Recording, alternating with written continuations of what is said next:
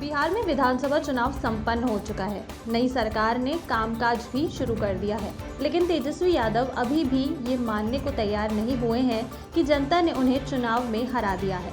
लेकिन जो परिणाम आए हैं उसे उन्होंने स्वीकार जरूर कर लिया है।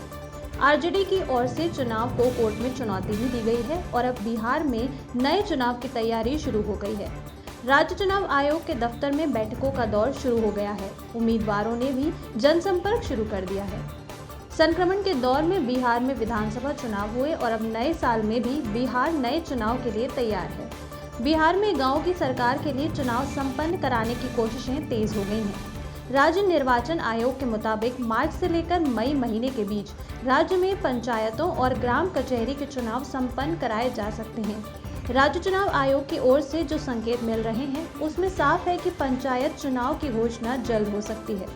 चुनाव में 6 महीने से ज्यादा का समय रहने के बावजूद गांव में संभावित प्रत्याशियों के द्वारा जोर आजमाइश शुरू कर दी गई है। चुनाव की तैयारी कर रहे नेता सुबह शाम गांव की गलियों में घूमते हैं और दूसरे के बंगले पर जमे हुए देखे जाने लगे हैं। विधिवत चुनाव की घोषणा के बाद चुनाव प्रचार का कम समय मिलता है। ऐसे में अभी से संपर्क में रहने पर चुनाव के वक्त फायदा होगा।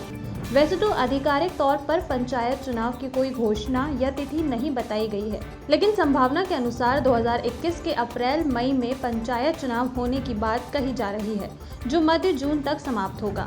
पंचायत चुनाव की अधिसूचना से पहले कई स्तरों पर तैयारियां चल रही हैं। इस महीने के अंत तक मतदाता का अपडेशन किया जाएगा। उसके बाद वार्डों की मतदाता सूची तैयार की जाएगी।